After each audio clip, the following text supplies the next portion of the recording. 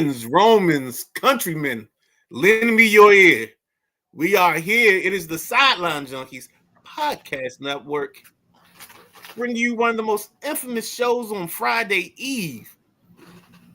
We got black people, we got white people, we got people, we got short people, tall people, all trying to watch and join in this spectacular occasion that is Friday Eve. And with that being said, tomorrow morning there'll be people in the break room. They'll be at the Keurig. They'll be eating the Day-O donuts. They'll be talking trash about the lady with the short dress. And when they finish doing that, they're gonna say, "What you watched last night?" And then some guy in the back of the room, he gonna stand up, put his arms out. He's gonna say, "The Thursday night Throwdown." Yeah, baby. And with that being said, welcome to the show. It's Thursday night. It's official. We got a lot of things to hit for you. We've got the MLB playoffs. We got the college football trio. We got the preview of tonight's game. And then with all of that being said, I am joined by the gentleman Jack, the big guy KG. I'm the Midnight Rider. Big guy KG is the host of the show. And I'm going to let him take it away from here. Well, thank you. Welcome, everybody. First and foremost, let's get it out the way because we got to know how y'all feeling tonight. Good, man. Real good. But that's good to hear. Fine, thank you. Let's go ahead and step off the curb, get to these MLB playoffs because we already got a question. And Anthony, I see you. Good evening to you for checking in with us, and everybody else is joining in at home and all around the world to the millions and millions. Sorry, couldn't resist. Hey, I did it for that. That's what I did it for. MLB playoffs. The Mariners lost 13-4 to the Blue Jays last night. Quickly, gentleman Jack, Blue Jays still won 13-4. What you got? I'm saying they still won. They ain't steal it. They just took it. They just took it. Vlad's on fire. I'm telling you, man. There's several people in these playoffs that's on fire. Midnight Rider brought a couple guys statistics to me last night that I was a little twisted on. So, yeah, Vlad is one of the handful of guys that are really on fire in these championship series, National League and American League. So, it's going to be what I said, man. It's going to be Toronto and the Dodgers. But we'll talk more about the Dodgers when we get to them. Midnight Rider, what you got on this here series? This is Seattle and Toronto. Toronto came out bats on fire. I mean, it looked like in the first two innings, the pitching couldn't help but hit the bats. And they got out early, and then they just stayed out there. The good thing for Seattle is this only counts as one game. And this ain't soccer. We don't play with the aggregate here. So Toronto got their one. Now we see I think they're tonight, right? Or is it tomorrow for game 4? Tomorrow. Game 4 is today, 8:33. Yeah, 8:33. Mm-hmm. Yeah, that's why I figured which color was on early. The Dodgers and the Brewers came on early because they were trying to do a doubleheader tonight.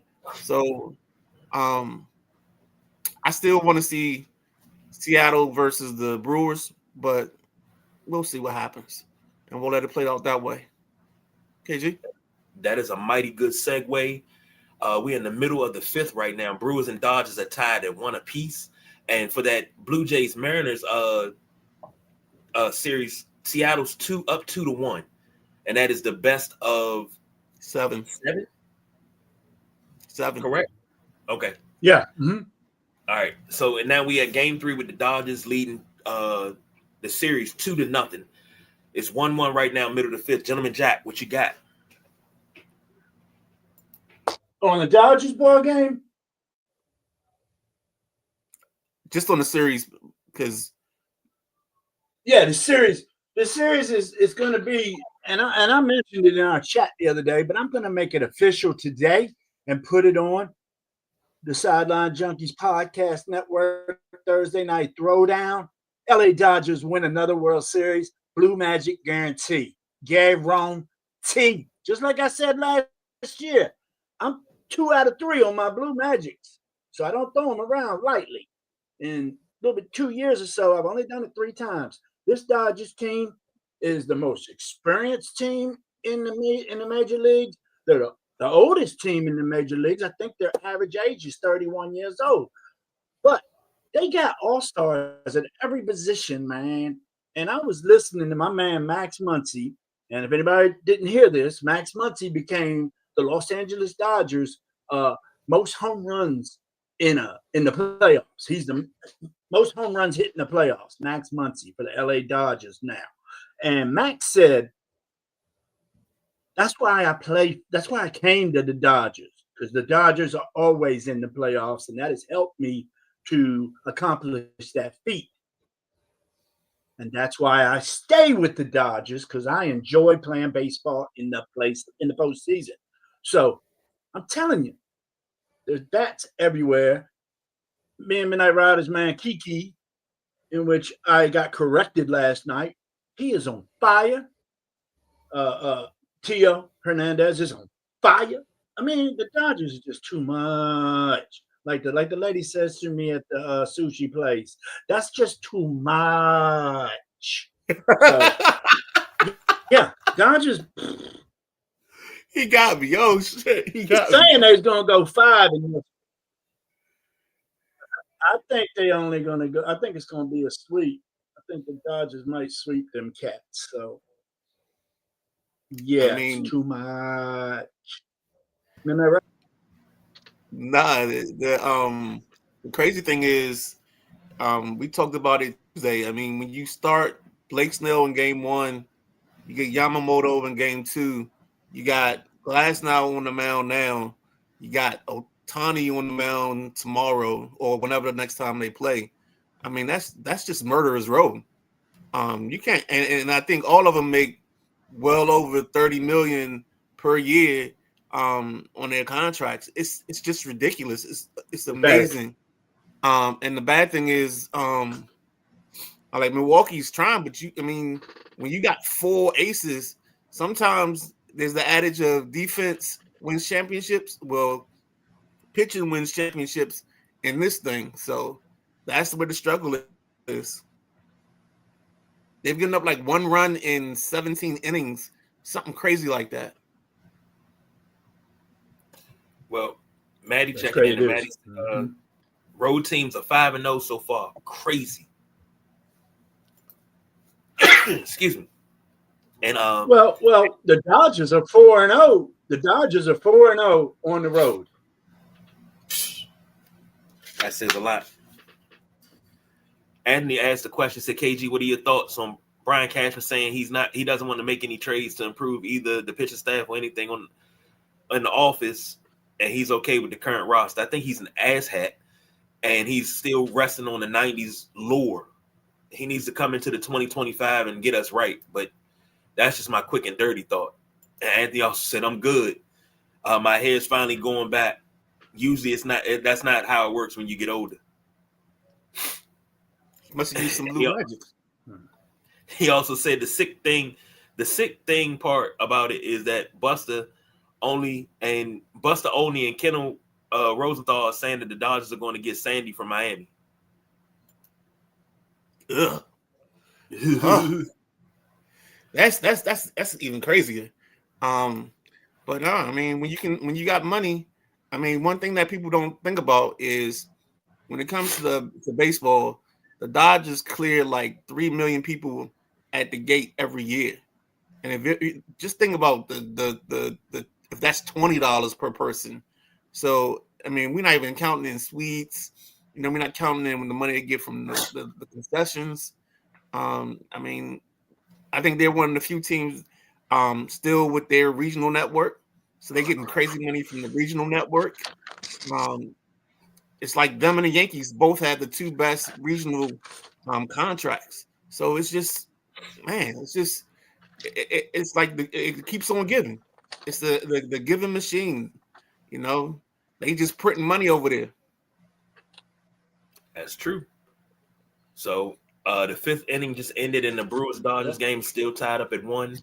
We'll keep an eye on that, but we'll be out of here before the Blue Jays and Mariners start. So we're gonna take a break, come back with the college football trio, and we'll go from there. So stay tuned.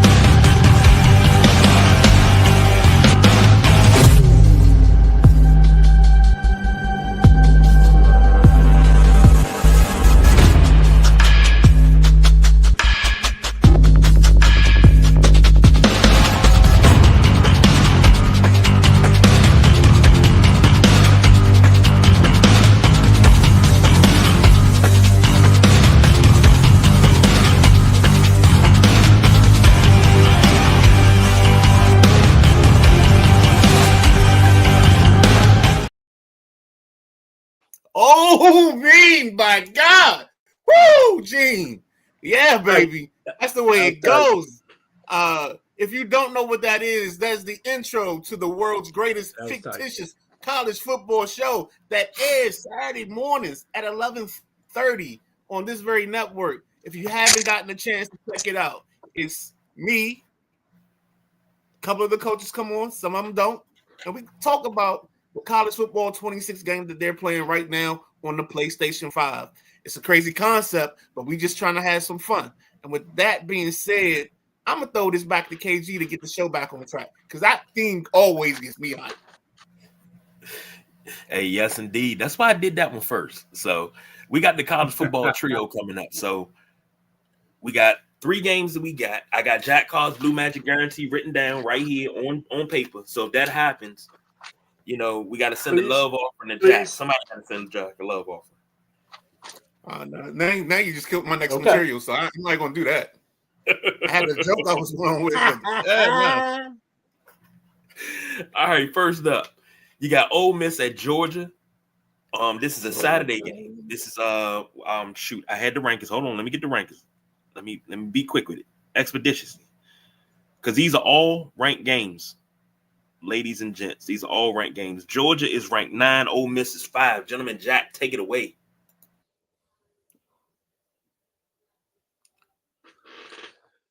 This here game, yeah, I've been watching this game on the schedule ever since I saw Ole Miss was hot. I'm like, man, they're gonna run into a tough Georgia team soon.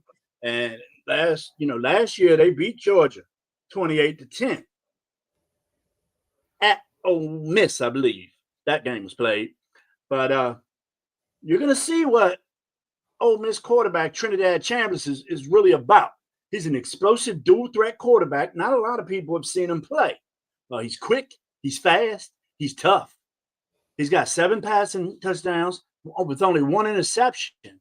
And he's got 280 some rushing yards with 3 rushing TDs. So he's a big part of this Ole Miss offense and a great quarterback, in my opinion. He's got a running back, Kewan Lacey. He's got almost 600 yards so far this year with 8 TDs. He's the guy that transferred from Mizzou, and he was on fire last year too. So let's look and see what Kewan Lacey can do in this game. I expect him to be pretty big if he can get through the front 4 of the Georgia line. The front 4 is tough. Deuce Alexander, Harrison Wallace, both of them average 20 yards per catch, and they like the deep ball. So Ole Miss really is. I really think they're a tough 6-0 team. Linebacker JT Daugherty is a tackling machine. Jalen Yates always causing trouble. Can Gunnar Stockton and the 5-1 Dogs handle that defense coming at them? Because Ole Miss is a tough D. Gunnar, He slings the ball around, 6 TDs, 1 interception, 220 rushing yards. He also runs the ball. He's got 6 passing touchdowns, guys, and 6 rushing touchdowns. So Gunnar Stockton has taken credit for 12 touchdowns so far this year in 6 games. Impressive to me. They run 2 running backs with Chauncey Bowers and Nate Frazier. The game is balanced between the two of them pretty much. They both have about 60 carries each. Wide receiver Kobe Young, he's a bad mama jamma. If Gunnar can find him deep, Ole Miss in trouble. You also got to watch out on the defensive side. CJ Allen, Chris Cole, both of them got 3 sacks apiece. Ellis Robinson, he's a ball hawk. He defends very well. He's got 2 interceptions. I tell you, you know I love them dogs. But I got to take Ole Miss in this one, just from what I like about the numbers and the defenses. My college picks, honestly, guys, have been ass this year. I do a college pick 'em just like Matt, just like our pigskin pick 'em we do. I do a college one. My numbers are nowhere as good as my pro football picks. So, how do you pick this one, Midnight Rider? I'll take Ole Miss. I mean, if you want, you can ask a question like, who's that coming down the track? It's the Mean Machine in red and black. But that's not who I'm going with. Unfortunately, I'm going with Ole Miss because of Trinidad Chambly. It doesn't sound the same. Hold on, let me see if I can do it this way. Trinidad Chambly. Might be. We work on it. It ain't the same as Charbonnet. I think it's the extra syllable for Charbonnet. Ain't it Shambliss? It's not Shambliss. Chat. I'm just putting a little French on it. You being like that. Yeah. I'm just putting a little French on it. Oui. Because it should be faster than Chambly. Man's first name is Trinidad. You know what I'm saying? Oui, Paisan. French. Yeah. Yeah, man.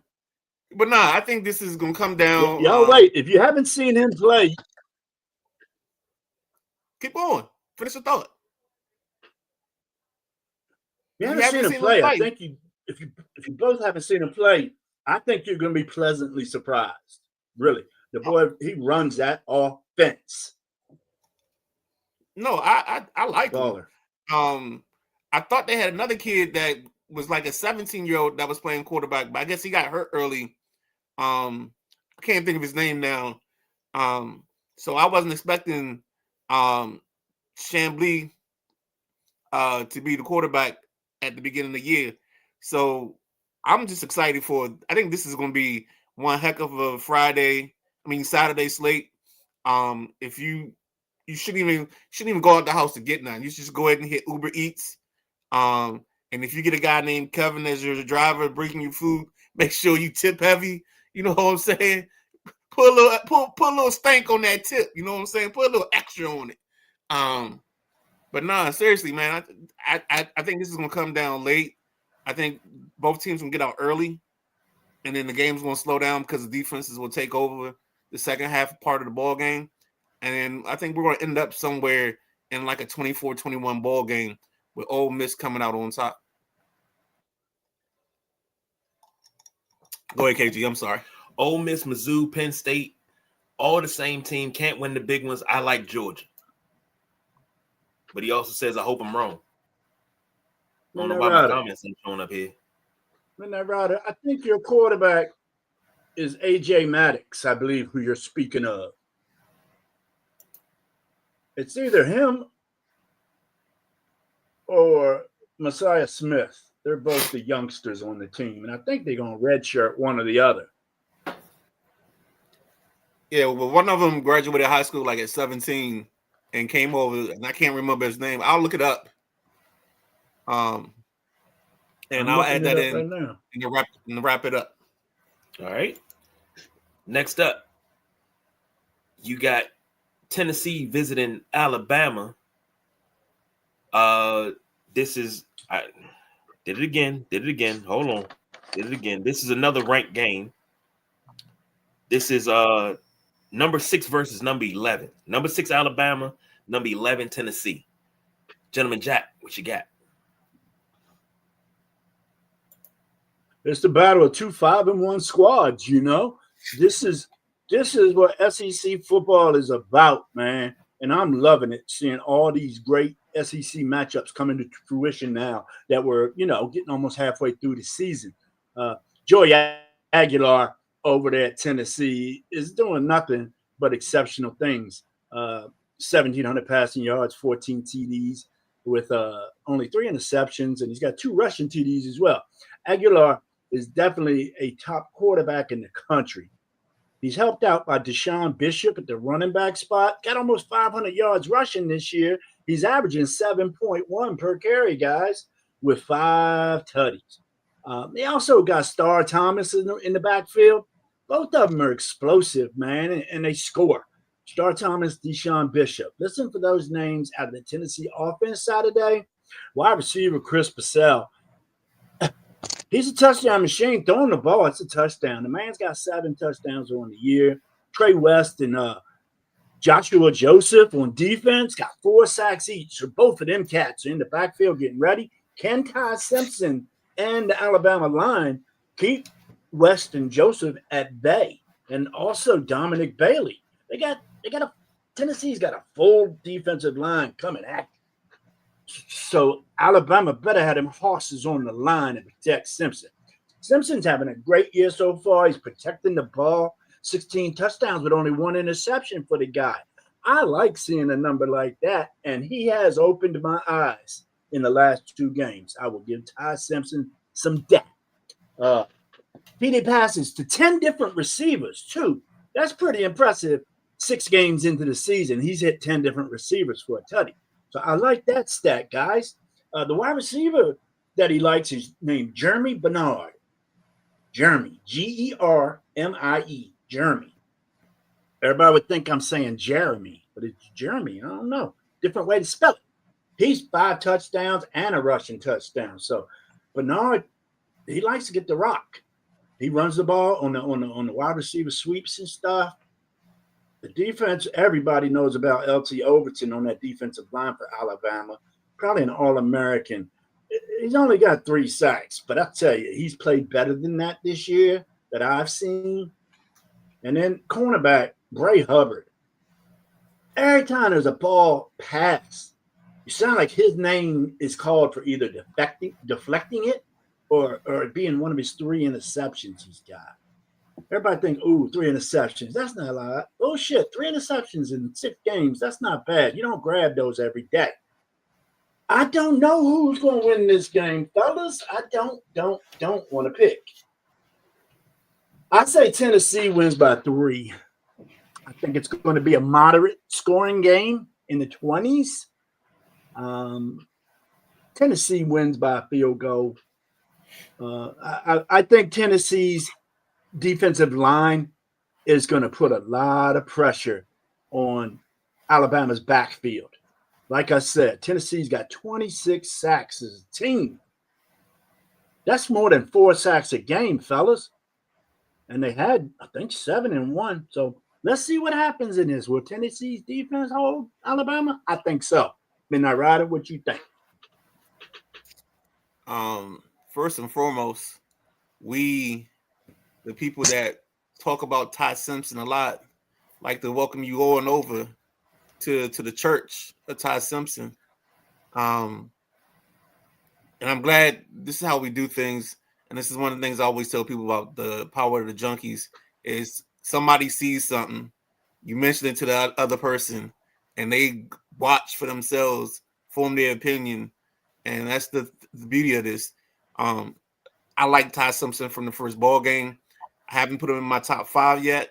I'm still waiting a little bit. This might be the week he gets in the top 5 because this is a battle between him and Joey Aguilar, who I think is either 3 or 4 on my list. But with that being said, let's talk about this ball game. Tennessee has given Alabama fits since since hype was taken over, and that spread offense and lining up outside the numbers, all that stuff is trouble for Alabama. And I think the key to this ball game is early, and this is going to be very simplistic. This might even be Madden-esque, but I think if Tennessee can get a a couple of passes deep early, they can put Alabama on their heels. I just don't think Alabama in big games right now, their secondary, I worry about them. And I think if you have early success, you may be able to make them come unglued in that back part of that secondary. I question them a little bit because they had a guy last year that had some issues when they started losing. So that's what I'm thinking. So I'm gonna go with, because I love the style of offense, I'm going with Tennessee to win this. And I think it's a touchdown. I think they win by a touchdown. But I think if you sitting at home and you watching this, you're gonna come away impressed by both of these young quarterbacks. All right. Matty Ice said Alabama is on fire. Indeed, they are. They are definitely on fire. Yeah. Next up, you have another ranked game. This is number 10 LSU visiting number 17 Vandy. Gentleman Jack, what you got? You know what I got? I got another matchup between 5-1 squads.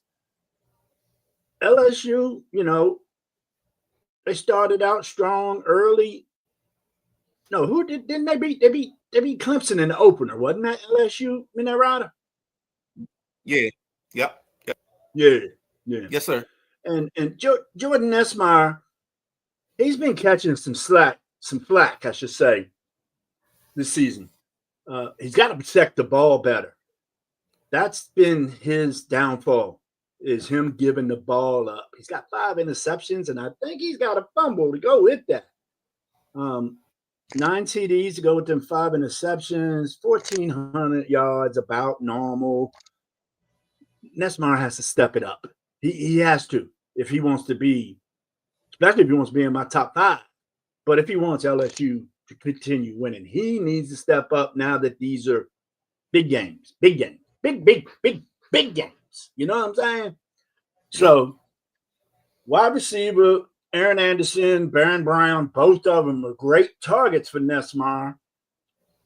And Nesmeyer, he'll run the ball too. So, I don't know what we're going to get out of LSU's offense. Tamarius Cooley and Deshaun Spears, both of them chased the ball well. 2 interceptions. Spears took 170 to the house a couple weeks ago. 70-yard pick 6. So, Vandy, I love Diego Pavia as a quarterback. Him as well, about 1,400 yards.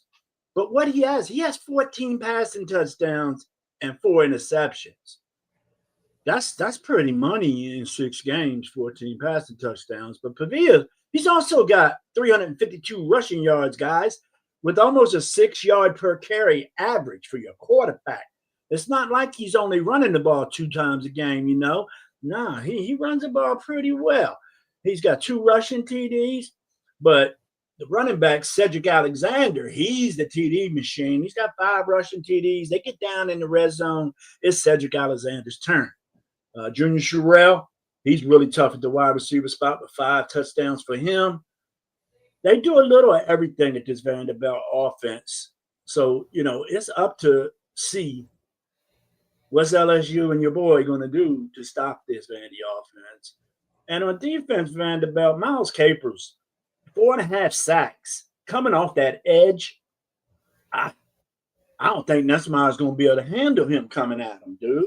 And they also got Corday Sidnor. I love the way they spell Corday's name. Khordae. Corday. That's tight. And he just causes trouble everywhere he goes. I think Vandy's going to take LSU out 10 points. Vandy for me, guys. Ooh, that's a too much. That's a too much. I think, wow, we so silly, dog. LSU, I think, wins this ball game. And I think they do it kind of impressive fashion. I think his name is Harold Perkins, if I remember correctly, number 40, plays linebacker for LSU. Had a great freshman year last year, had battled a bunch of injuries. I think he and his running mates will make life a little difficult for Mr. Pavia because I think they're one of the more athletic fronts and linebacking cores. So I think it's gonna be interesting. But I think LSU wins this. I don't know how pretty this ball game is. I wouldn't put it in the beauty pageant. I wouldn't line it up for gymnastics or anything like that. Like I got a feeling this is like one of those 2013 ball games, just because the defense is lock it in. So give me LSU in a not pretty 20-13 win. All right. Matty Ice checking in. And he said Vandy also needs one of these games, but I think LSU wins. Vandy does need this. Vandy don't get this. They just go back on down, man. They do need this game. All right. We're gonna step away for a second. Who do you got? Who do you got, big guy? I'll take Vandy in this one. I'll take Vandy. Okay, I got you. Got you. And I'll get with you guys post show and get your other predictions because I didn't write them down. All right, we'll step away for a second. Come back. We're gonna talk about some Thursday night football before we get out of here. So stay tuned.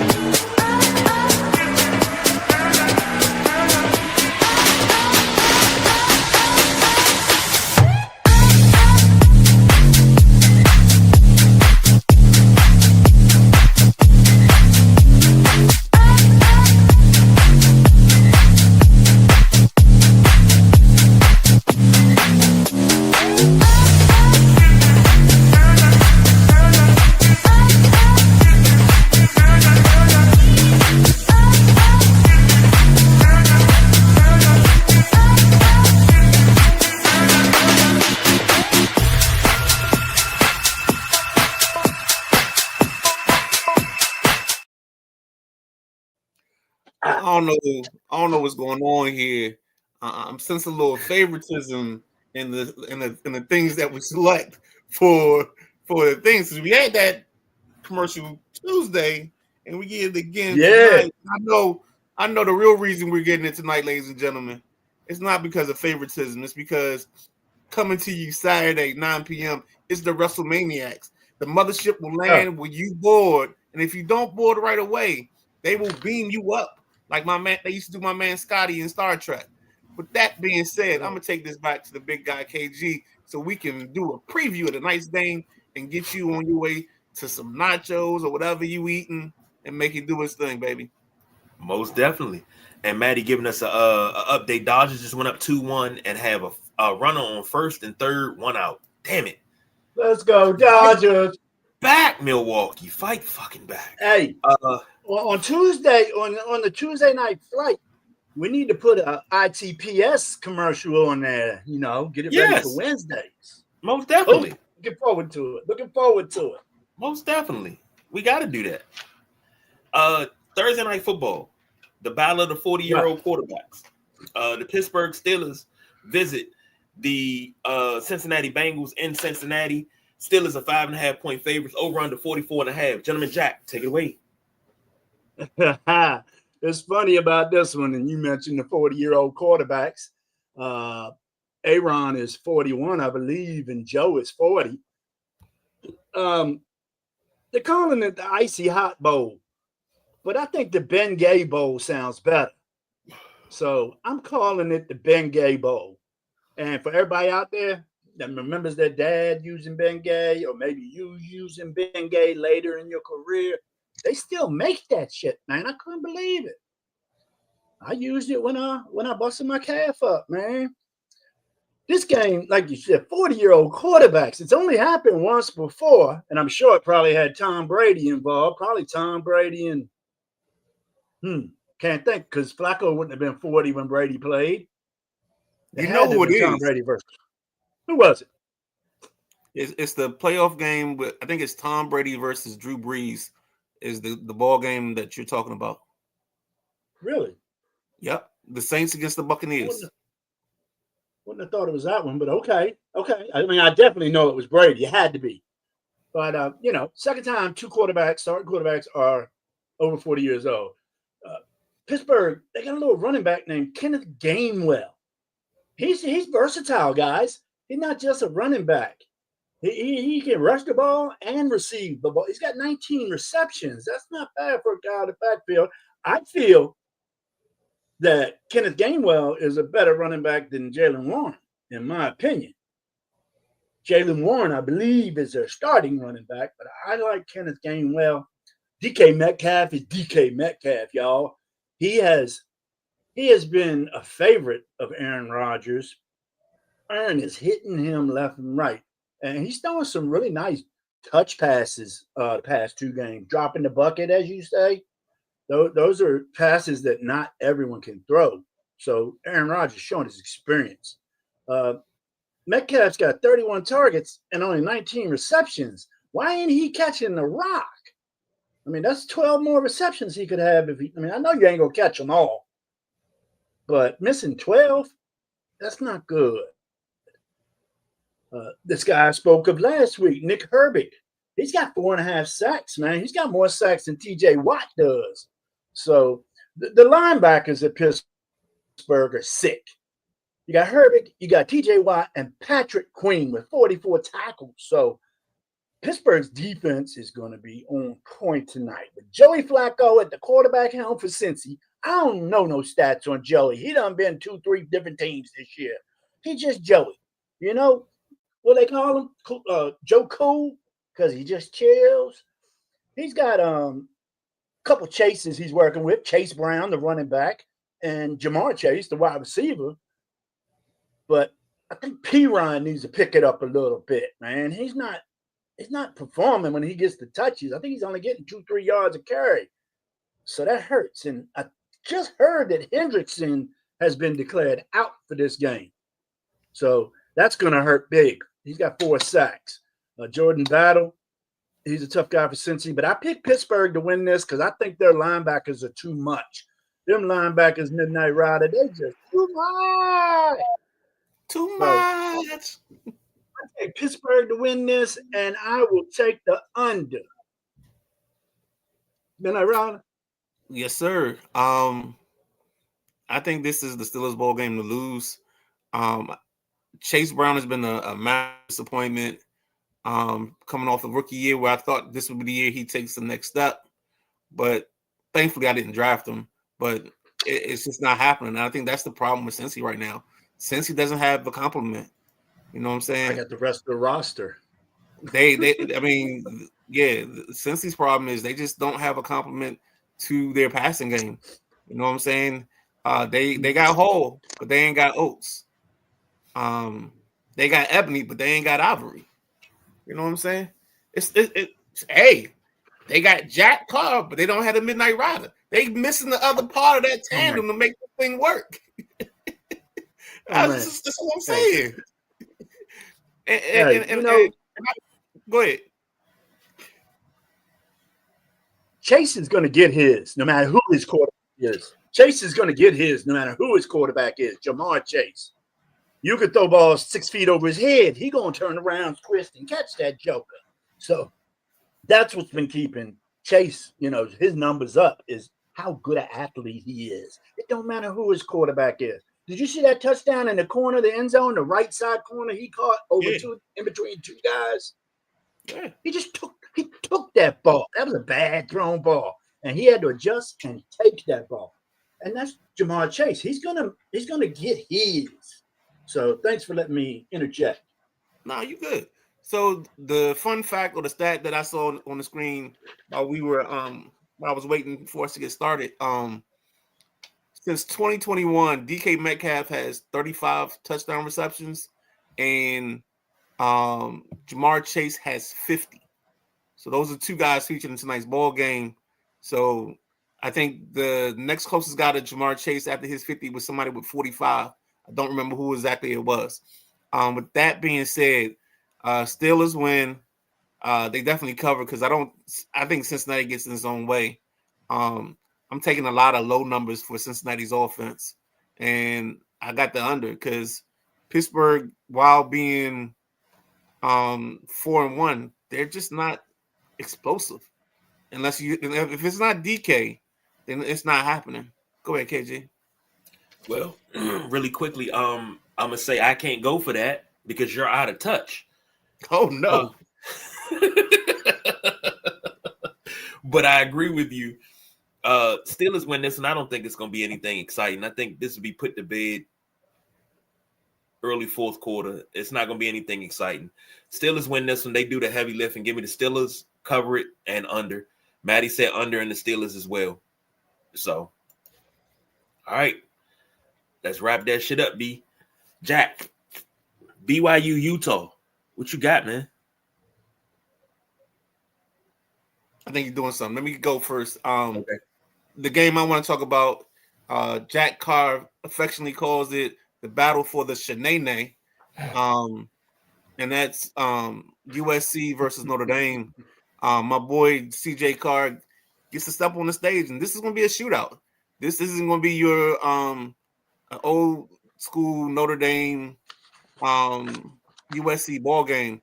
This is also the anniversary of the USC tush push, which is still baffles me, but it's all good. I'm not gonna pick a team because I know who I like.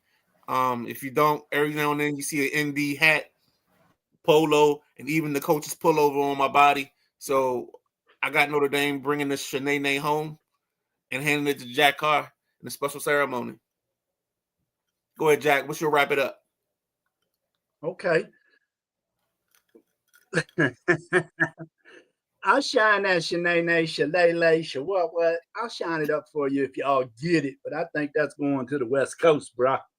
Just letting you know. All right. The game I'm talking about, man, and Big Guy mentioned it, is that BYU game. They're playing what? Utah. Yep. And the BYU team, they're just a sound team. They play fundamental ball. There's no craziness. I mean, they run the ball solid. Their quarterback, Bachmeier, he's just so fundamentally sound and football IQ smart. That's why I like him. Their defense, they just swarm the ball. I think they got 9 different guys with sacks. That's pretty impressive. They're definitely a strong defensive team, BYU. They don't give up many points. So I tell you, I think this is going to be the game that keeps BYU undefeated and puts them in the top 25. Aren't they just right outside the top 25, guys? I got them at 23 on my thing. They're not ranked, if I recall. I have them on one of my polls. Okay. They're right there. I mean, I think if they win this game, they can jump to the top 15. I'm sorry, I got that back. Game. I apologize, Jack. So, BYU is 15, Utah is 23. What you got? So BYU's ranked 15, Utah's ranked 23. Yeah, they get this, so they'll put them up near the top 10.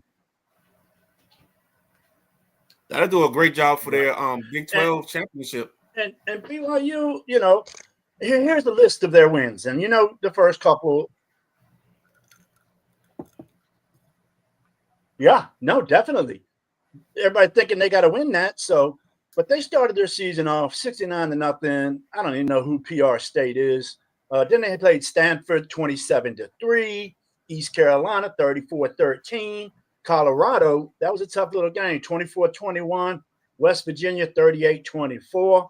Then they just beat Arizona 33-27, 2 overtimes. What an amazing game that was. That was actually 2 weeks ago. They beat was that 2 weeks ago? What's the day? The 18th? 16th. No, it was last week. So they beat Arizona last week, and to improve to 6-0. And I think BYU's got what it needs to get by this Utah squad. And Utah's not no chumps, but BYU's defense is stingy. That's what I think this game's gonna go. KG, back to you. All right, J Dub checking in. We gone, J Dub. We ready to go. The boss BJ said, "Give me the over and the Bengals." I know, man. G. I'll call you in a little while. So put the boss BJ down for the Bengals and the over. I'm sorry, give me the over and the Bengals to cover. So put that down for the boss BJ. But that's it for us. I mean, and what did you have, KG? I took the under and what'd you call on this game? Under and the Steelers on that game. Oh, all of us took the Steelers. Yeah, it's gonna be nothing. But for the gentleman Jack, the Midnight Rider, I'm the big guy KG. We will be back on Sunday as a trio, but you will see the Midnight Rider Saturday morning. You will see me Saturday night. But until then, we don't do no overtime, y'all. We are out of here.